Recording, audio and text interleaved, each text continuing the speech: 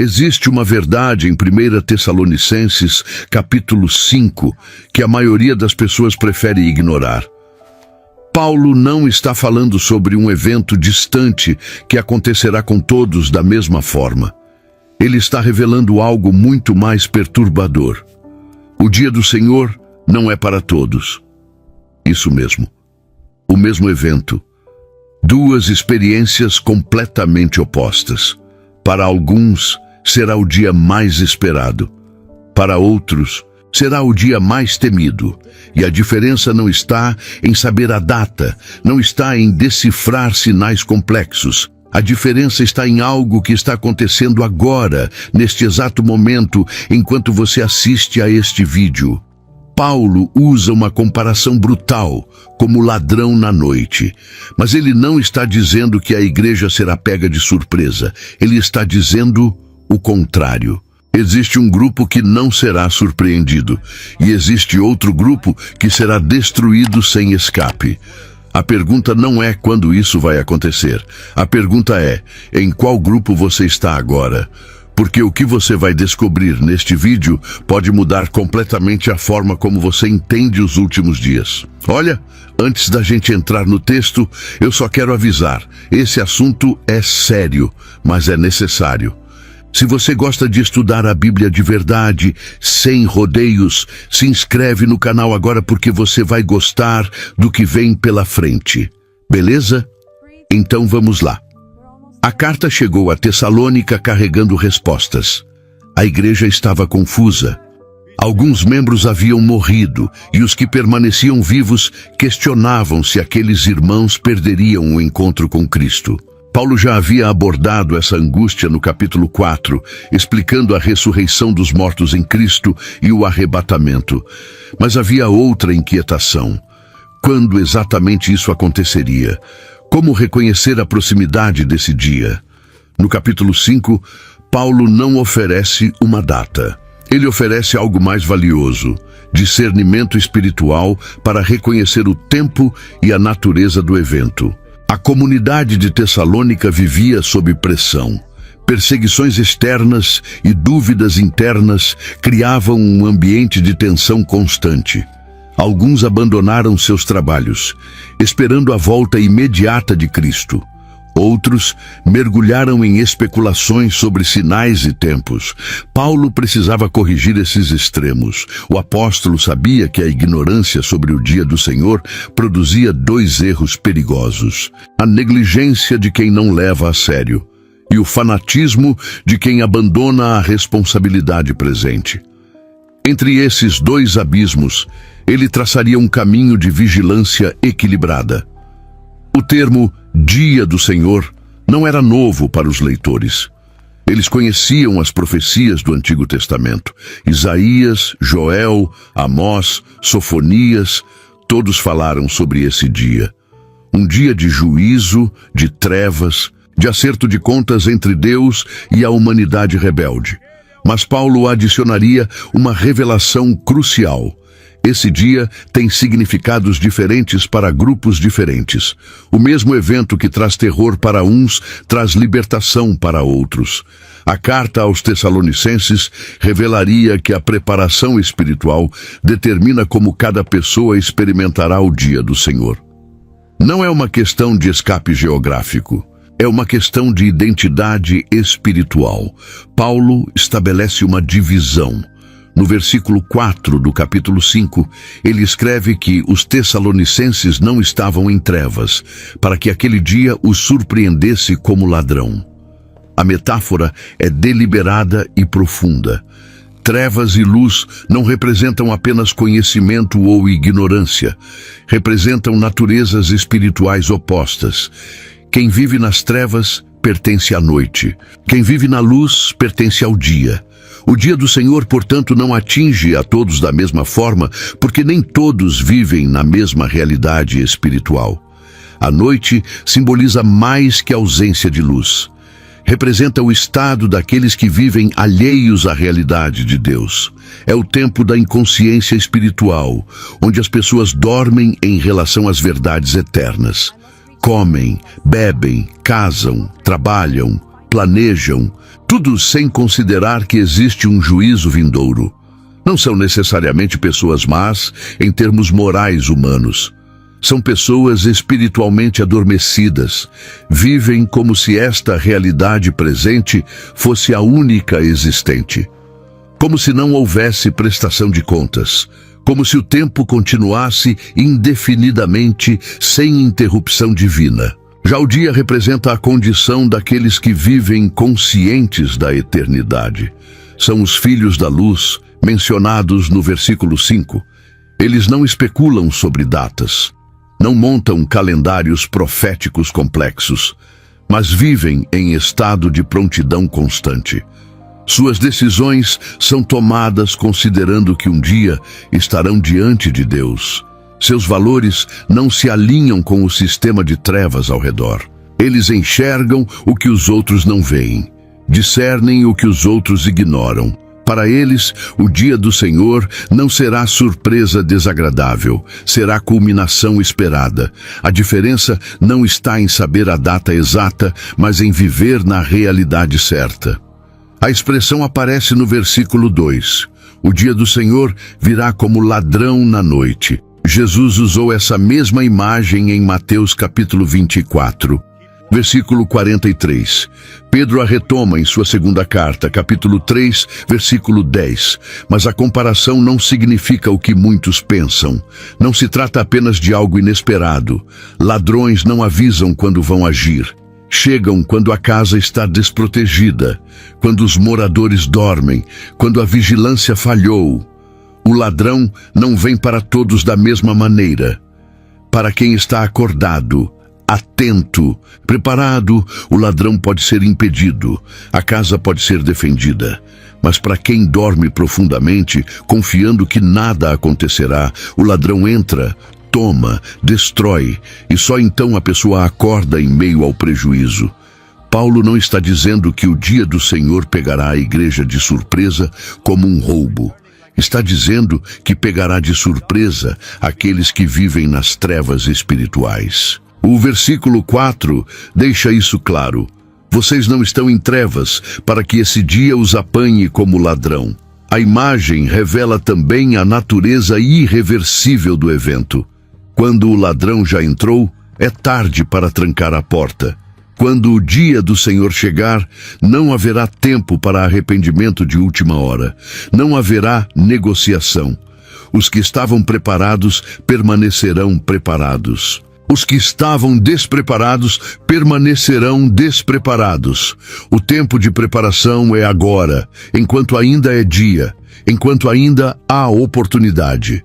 A vinda como ladrão não anula a misericórdia de Deus, mas sublinha a seriedade do tempo presente e a urgência de viver vigilante. E aí, me conta uma coisa nos comentários. Você já parou para pensar em qual grupo você realmente está? Filhos da luz ou ainda vivendo nas trevas? Quero saber sua resposta sincera. Agora vamos continuar. Paulo não usa linguagem neutra. No versículo 5 da carta, ele afirma categoricamente: todos vocês são filhos da luz e filhos do dia. Não pertencemos à noite nem às trevas. Essa declaração não é poética, é ontológica. Define identidade, não apenas comportamento. Ser filho da luz significa ter nascido de novo para uma realidade diferente. Significa que houve regeneração espiritual. Quem é filho da luz não escolheu essa condição por mérito próprio. Foi transformado pela obra de Cristo. A filiação determina a percepção da realidade. Os filhos das trevas vivem segundo a natureza caída. Não precisam se esforçar para pertencer à noite. É o estado natural do ser humano sem Cristo. Andam conforme o curso deste mundo, seguindo o príncipe das potestades do ar, como Paulo descreve em Efésios, capítulo 2, versículo 2. Suas mentes estão obscurecidas.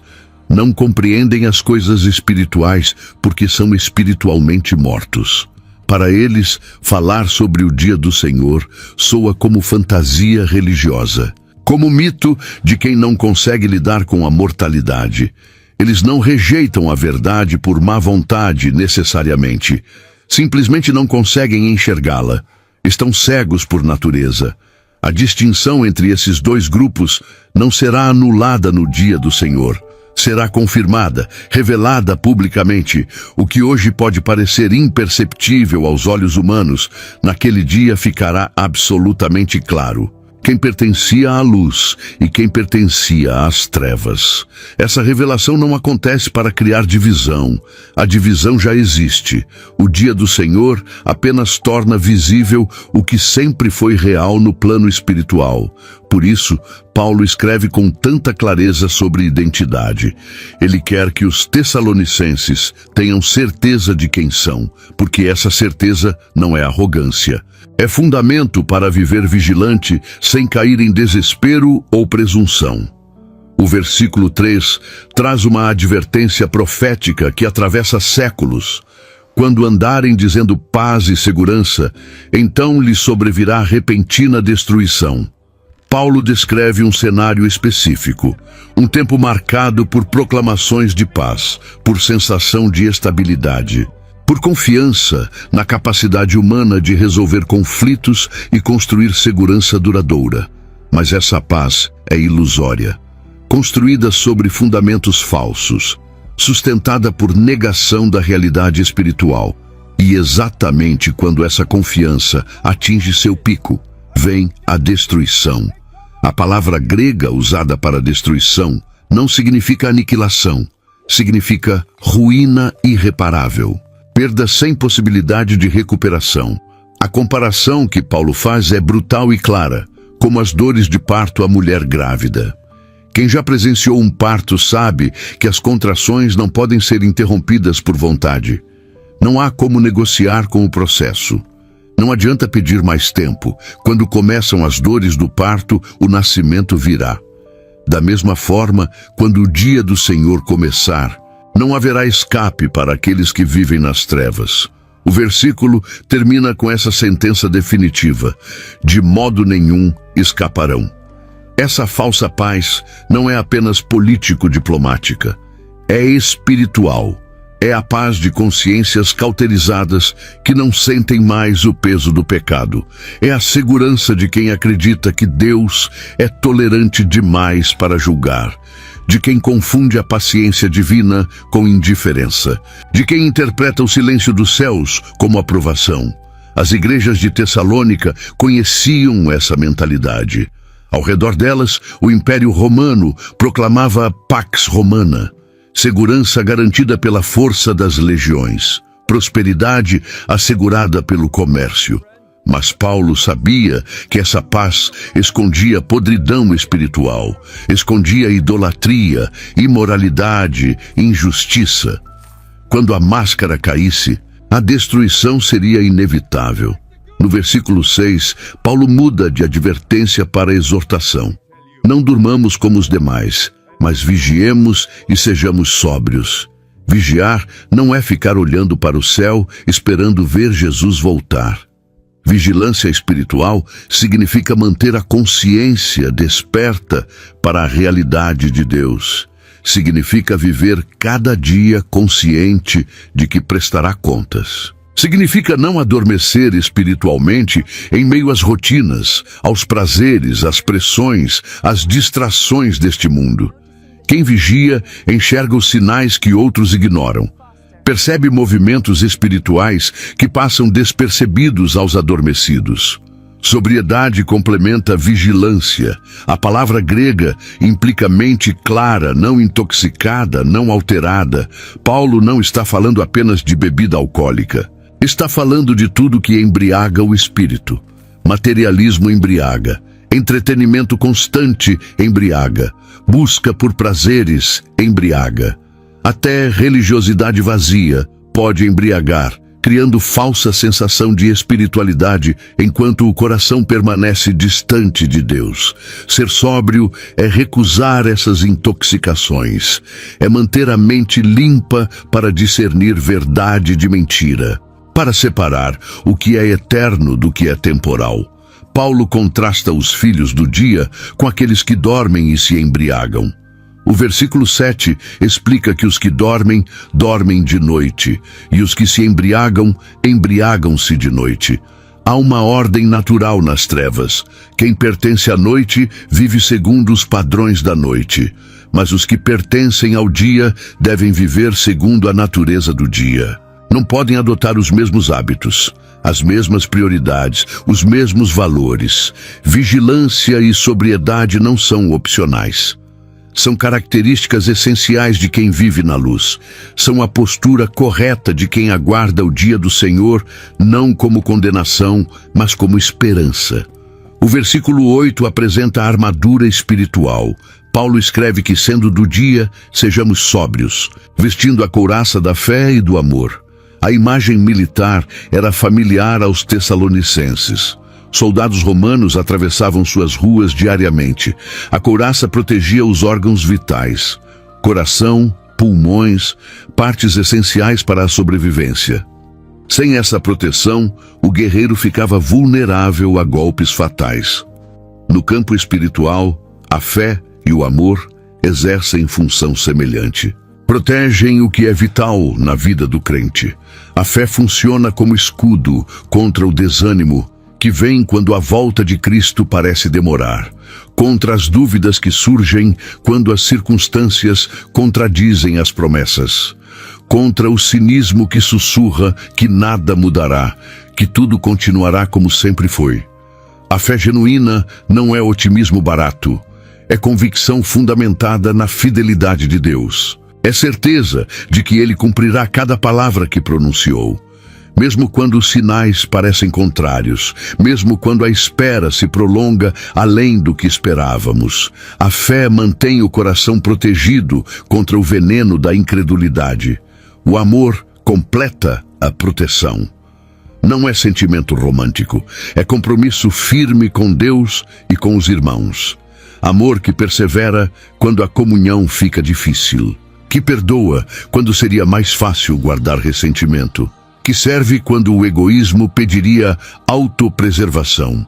Paulo sabia que nos últimos dias o amor de muitos esfriaria, como Jesus profetizou em Mateus capítulo 24, versículo 12. Por isso, a couraça do amor é essencial. Protege contra o endurecimento do coração, contra a frieza espiritual, que torna as pessoas insensíveis à voz de Deus e às necessidades dos outros. Fé e amor juntos mantêm a vitalidade espiritual intacta, enquanto o mundo ao redor desmorona. O capacete protege a cabeça, protege a mente. Paulo completa a armadura espiritual, identificando o capacete como a esperança da salvação. Esperança bíblica não é desejo vago de que algo bom aconteça. É expectativa confiante baseada em promessa divina. É saber que a salvação não depende de esforço humano vacilante, mas da obra completa de Cristo.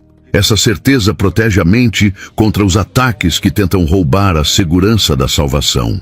As investidas contra a mente dos crentes são constantes. Acusações internas que dizem que você não é suficientemente bom, que falhou demais, que sua fé é fraca demais, que Deus não pode realmente aceitar alguém como você. Essas vozes tentam destruir a confiança na salvação, tentam fazer o crente viver em insegurança perpétua. Mas o capacete da esperança repele esses golpes, porque a esperança da salvação não está fundamentada em mérito pessoal. Está fundamentada na obra de Cristo na cruz, em sua ressurreição, em suas promessas que não podem falhar. Paulo enfatiza que essa esperança não decepciona, como ele escreveu aos Romanos no capítulo 5, versículo 5.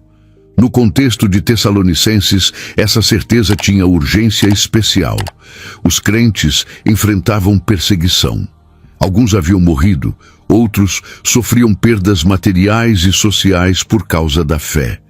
Se não tivessem certeza absoluta da salvação, desmoronariam, mas o capacete da esperança mantinha suas mentes firmes.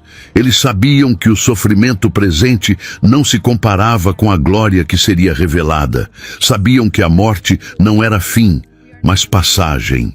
Sabiam que o dia do Senhor seria vindicação, não condenação. Essa certeza mental os capacitava a perseverar quando tudo pedia desistência. Isso o versículo 9 traz declaração que determina o significado do dia do Senhor para cada pessoa. Deus não nos destinou para a ira, mas para alcançar a salvação mediante nosso Senhor Jesus Cristo. A palavra destinado carrega peso teológico profundo. Não é acidente, não é sorte, não é mérito. É propósito divino estabelecido antes da fundação do mundo. Paulo está dizendo que existe um grupo de pessoas cujo destino não é enfrentar a ira de Deus no dia do Senhor. A ira mencionada aqui não é explosão emocional divina. É o juízo justo de um Deus santo contra o pecado. É a resposta necessária da justiça perfeita diante da rebelião humana. É o que toda a humanidade merecia, o que toda pessoa deveria enfrentar. Mas Paulo afirma que os tessalonicenses foram destinados para a salvação, não para a ira. Não porque fossem melhores, não porque mereciam tratamento especial, mas porque Deus, em sua soberania e misericórdia, escolheu salvá-los através de Cristo. Essa destinação não anula a responsabilidade humana. O versículo deixa claro o meio, mediante nosso Senhor Jesus Cristo. A salvação vem através de Cristo, não a parte dele. Quem está em Cristo tem novo destino. Quem permanece fora de Cristo permanece sob a ira. O dia do Senhor revelará publicamente essa divisão. Para uns, será dia de salvação completa e final. Para outros, será dia de juízo inevitável. A diferença não está em conhecimento intelectual sobre o evento. Está em estar unido a Cristo pela fé. Estar nele é estar protegido da ira. Estar fora dele é permanecer exposto ao juízo. Não há meio termo, não há zona neutra. Todo ser humano está em uma dessas duas categorias. Paulo retorna à metáfora do sono no versículo 10, ao mencionar Cristo, que morreu por nós, para que, quer vigiemos, quer durmamos, vivamos juntamente com Ele. Mas aqui o sono tem significado diferente do mencionado anteriormente. Não é o sono espiritual dos que vivem nas trevas, é o sono físico da morte.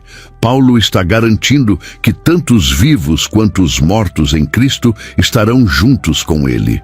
Contudo, a menção ao sono físico contrasta com o sono espiritual que ele condena ao longo do texto.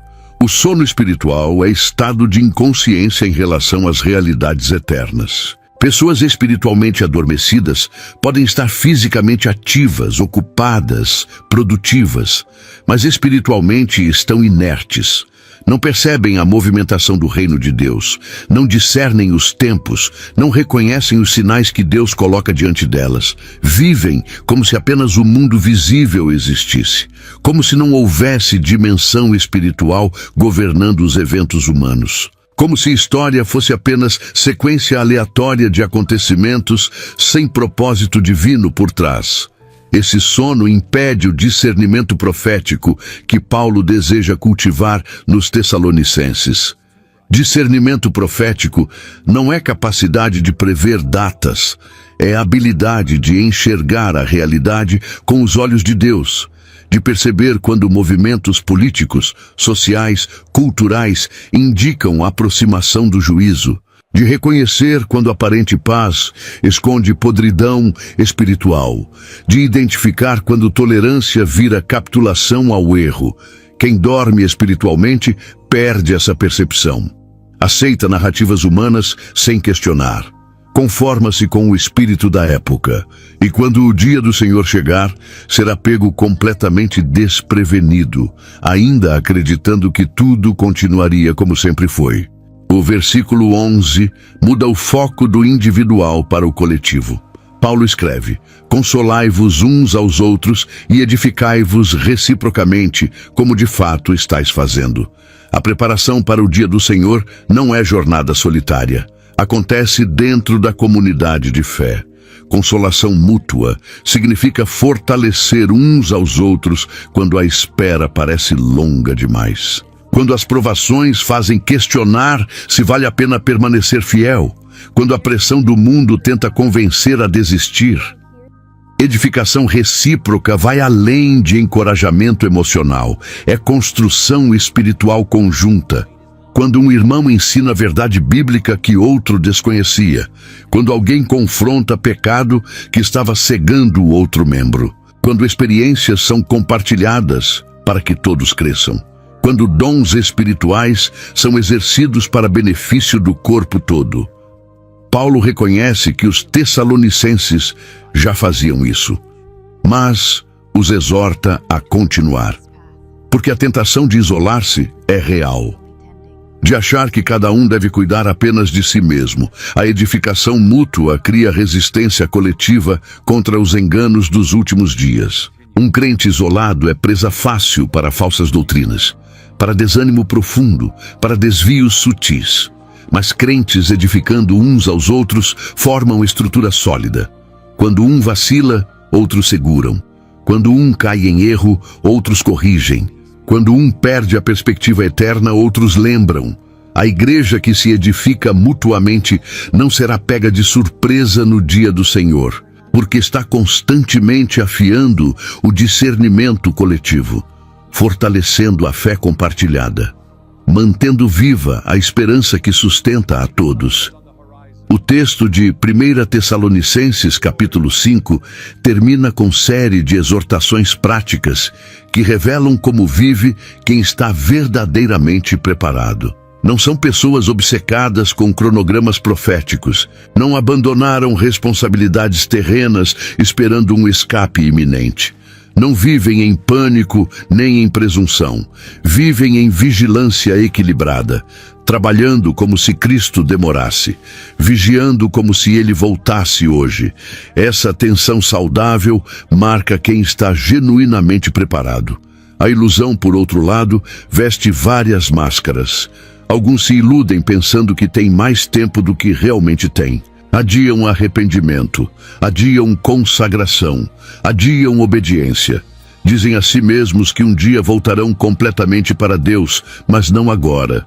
Outros se iludem com preparação superficial, frequentam cultos, sabem jargões cristãos, participam de atividades religiosas, mas seus corações permanecem distantes. Sua fé é cultural, não transformadora. Há ainda os que se iludem com falsa segurança. Presumem que, porque um dia fizeram decisão por Cristo, estão automaticamente prontos, independentemente de como vivem agora.